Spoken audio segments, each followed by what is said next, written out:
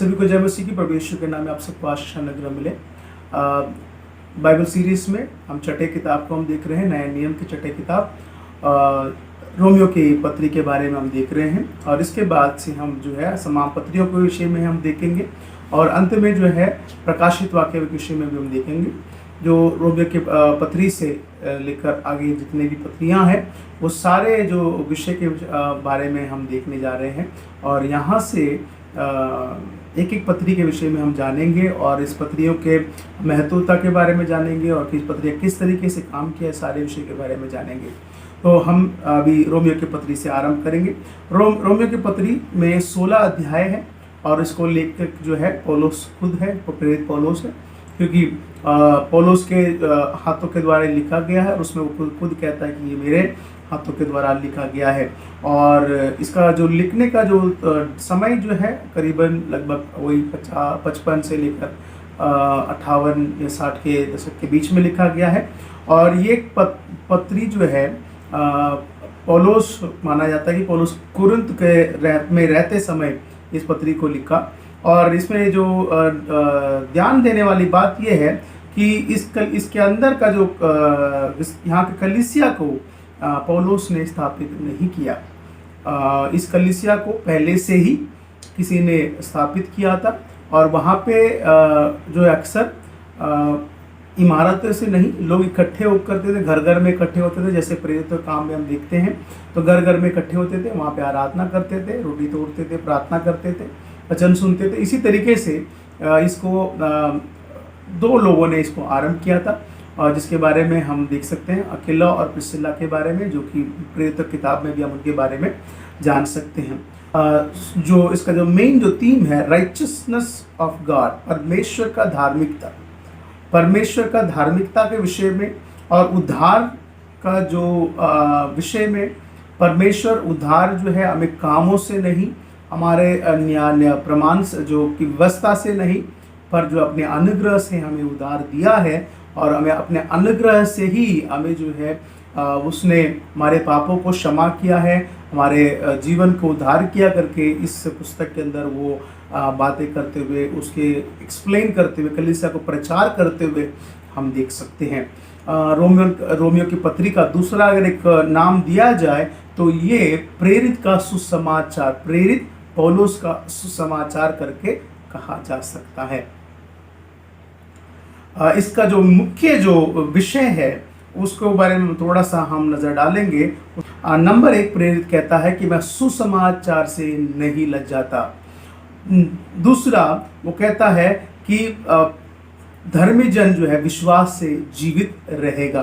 तीसरा वो कहता है कि हर एक व्यक्ति पापी है, चाहे वो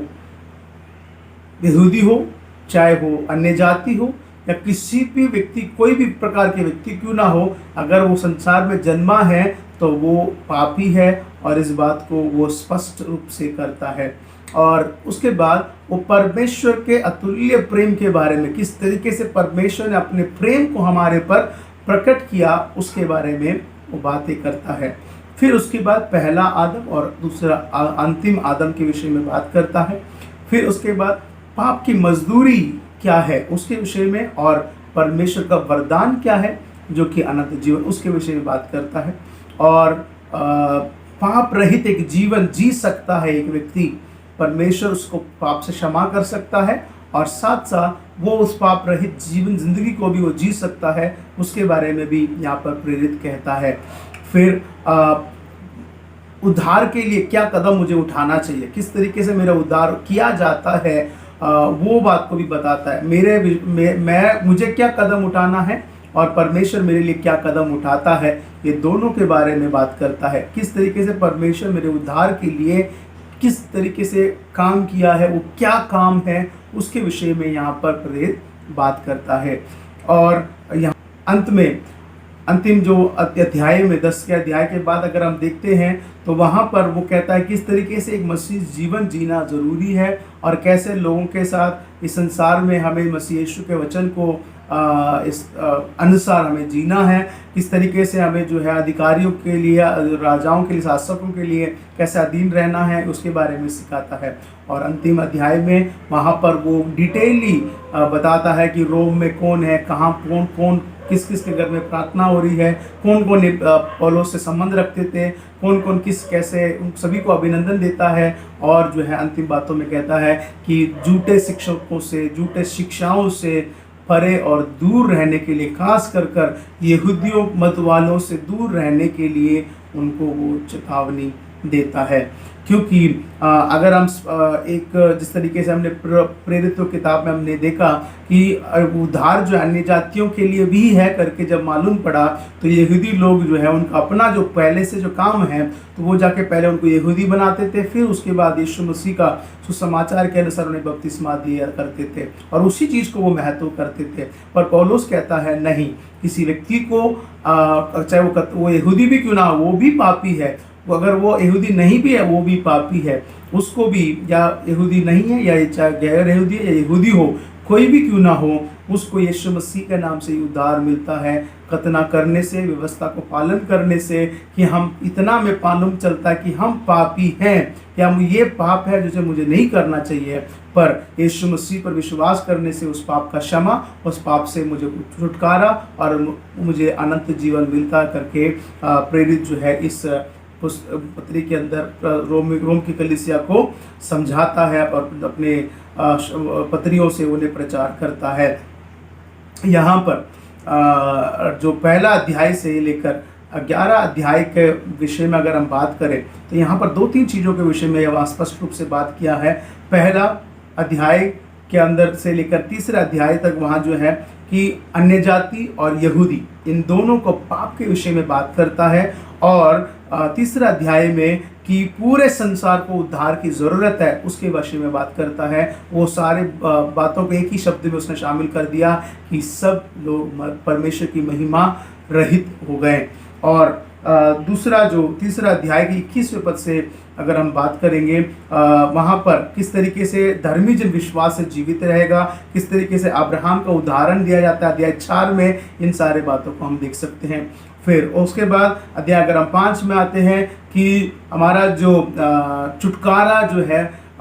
हमें जो है परमेश्वर ने आज़ाद कर दिया है, दंड से आज़ाद कर दिया, पाप से आज़ाद कर दिया, व्यवस्था से आज़ाद कर दिया और मृत्यु से आज़ाद कर दिया। ये जो 5 अध्याय, 6 अध्याय, 7 अध्याय और 8 अध्याय, ये 3 अध्याय के अंदर वो बात करता है। 4 अध्याय के अंदर ये जो 5 से लेकर 8 अध्याय के अंदर बातें करता है। फिर उसके बाद वो लिखता है कि 9वें अध्याय में कैसे परमेश्वर ने जो है हमें चुना कि हम जो है कि विश्वासी हम उसके ठहर सकें, और 10वें अध्याय में कैसे जो इज़राइल को परमेश्वर ने अपना धार्मिक माना है और किस तरीके से अन्य जाति और यहूदी दोनों को ही किस तरीके से उद्धार जो है विश्वास के द्वारा प्रभु देता है, इसके विषय में 11 अध्याय में हम देख सकते हैं। और 12 अध्याय से लेकर 15 अध्याय के अगर हम संक्षेप में अगर हम करें, किस तरीके से बातों को, यानी हमारे जो जीवन को निर्वाहन करना है, कैसे हमें जो है अधिकारीगणों के लिए अधीन रहना है, कैसे जो एक दूसरे के साथ संगति रखना है, किस तरीके से एक दूसरे को कमज़ोर व्यक्ति को मजबूत करना है, इन सारे विषय को ये अंतिम अध्याय में समाप्त करते हुए हम देख सकते हैं। तो इस रोमियो की पत्री का जो प्रभाव क्या है, अगर हम इसको थोड़ा सा जानेंगे, तो मार्टिन लूथर, जो the father of Protestant, Martin Luther के बारे में अगर आप नहीं जानते हैं तो उसके बारे में भी हम आने वाले दिनों में वीडियो आपको ज़रूर मिल जाएगा, तो उसके बारे में आप जानेंगे। तो मार्टिन लूथर जो है एक ट्रेंड कैथोलिक प्रीस्ट थे, पर वो जब वो अपने शिक्षा के समय पे, जिस समय वो पढ़ रहे थे, सीख रहे थे रोमन कैथोलिक के प्रीस्ट होने के लिए, तो उनको कई बातें जो है रोमन कैथोलिक की प्रैक्टिस से वो बहुत नाराज थे मान सकते हैं, या वो सहमत नहीं थे और कहते थे लॉजिकली ये फिट नहीं बैठता करके बोल रहे थे, और कई बातों उसी समय से वो विरोध करते आ रहे थे। पर जब ये उनका विरोध जो है तब जब मजबूत हुआ और एक रिफॉर्मेशन में बदला, कब, जब ये रोमियो की पत्री अध्याय 1 का 16-17 आयत में जब आके पढ़े, जब वहाँ लिखा है कि धर्मी जन विश्वास से जीवित रहेगा, तब इनको मालूम पड़ा। क्योंकि रोमन कैथोलिक के लोग उस समय शिक्षाओं पर ज़्यादा, इस शिक्षा को खरे शिक्षा को छोड़कर वो पॉलिटिक्स और जो है पद पैसा इन चीज़ों पर ज़्यादा वो ध्यान दे रहे थे और चैरिटी पे ज़्यादा ध्यान दे रहे थे। पर यहाँ पर पाप क्षमा के लिए आपको वहाँ पर जाके प्रीस्ट के पास जाकर वहाँ पे जो है उनको अपने पापों का अंगीकार करना होता था। तो वो समझते थे ये सब गलत है, और दरअसल जब इन बातों को जब वो विरोध कर ही रहे थे तब इनको पता चला कि मालूम हुआ, और इस वचन ने उनके जीवन में ऐसा काम किया जो कि रोमियो की पत्री अध्याय 1:16-17 आयत में, कि परमेश्वर का जो धार्मिकता है विश्वास से होता है, और मसीह जो विश्वास करने वाला व्यक्ति धर्मी जन जो है विश्वास से ही जीवित रहता है। उसका पाप का जो क्षमा जो है यीशु मसीह मुफ्त में देता है। उसका जो पाप का क्षमा कोई मनुष्य से नहीं परमेश्वर की ओर से होती है। इस सारे विषय को यहाँ पर हम जान सकते हैं, और इस सारी बातों को मार्टिन लूथर ने जाना तो उन्होंने वहाँ से प्रोटेस्ट करना आरंभ किया और रोमन कैथोलिक कलीसिया को छोड़ा और लोगों को प्रचार करना आरंभ किया, और उस तरीके से वो डॉक्ट्रिन ऑफ जस्टिफिकेशन यानी न्यायकरण यानी पाप क्षमा का जो सिद्धांत है उन्होंने लोगों को सिखाने लगे और लोगों को बताने लगे। वहाँ से लूथरन का जो कलीसिया जो है अलग से आरंभ होने लगा। फिर वहीं से ही आज जो हम अपने आप को प्रोटेस्टेंट या पेंटेकोस्ट कहते हैं वहीं से ही हम भी निकले हैं। तो मेरे प्रियो, ये रोमन का कलीसिया का जो पत्री है, जो रोमियो की पत्री है, ये एक बहुत बड़ी भूमिका निभाती है कि हमारे आत्मिक जीवन में। तो ये जो पुस्तक है इसके बारे में अगर मैं कहूँ तो इसके अपने आप में एक स्ट्रॉन्ग मैसेज को होल्ड करता है। इसीलिए कहा गया है कि ये पौलुस का सुसमाचार है कि वो जहाँ कहीं भी जाता था, क्योंकि पौलुस जो है अक्सर अनपढ़ों की से कम पढ़े लिखे लोगों से ज़्यादा मिल जाता था। एथेंस हो गया, फिलोसोफर्स के पास जाते थे, वहीं पे उनके पास जाकर वो तर्क वितर्क करता था। तो वो इन सभी बातों को वो लोगों को समझाता था कि तुम्हारे कर्मों से नहीं, तुम्हारे कोई काम से नहीं, तुम्हारी मर्जी से नहीं, ये परमेश्वर की मर्जी से हुआ है और ये तुम्हें मुफ्त में मिला है, इसे कोई खरीद नहीं सकता है। जो उदार आपको और मुझे मिला है उसे कोई खरीद नहीं सकता है। और परमेश्वर सबको आशीष करें। यदि बाइबल सीरीज के विषय में आपको और जानना है या इस सब्जेक्ट के विषय में और पढ़ना है तो आप हमें दिए गए नंबर और ईमेल में आप लिखें ताकि हम आपको और इसके बारे में मदद कर सकें। सबको जय मसीह की। प्रभु